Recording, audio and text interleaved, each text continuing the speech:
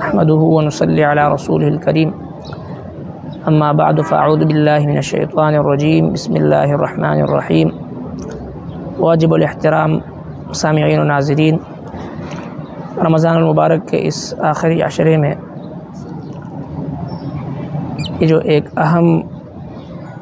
عمل ہے جو ہر روزہ دار پر واجب ہے، جس کو صدقہ فطر کہا جاتا ہے، لہٰذا ان روزوں کے دوران بعض اوقات کچھ ایسے گناہ اور کمزوریاں کوتاہیاں سرزد ہو جاتی ہیں جن کی کمی کو پورا کرنے کے لیے، ان خطاؤں کو دور کرنے کے لیے اللہ تبارک و تعالیٰ نے روزہ دار پر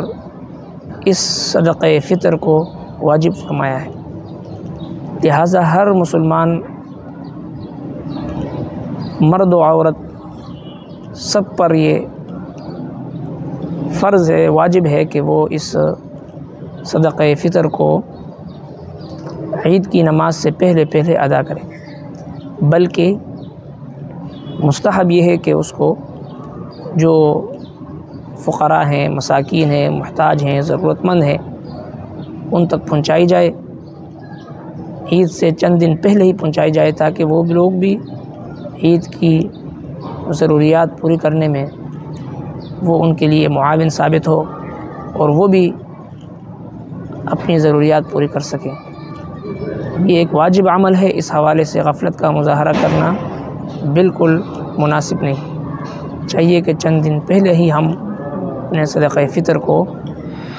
ہر علاقے کی قیمتوں کے مطابق عید سے پہلے مستحقین تک پہنچائیں۔ السلام علیکم ورحمۃ اللہ۔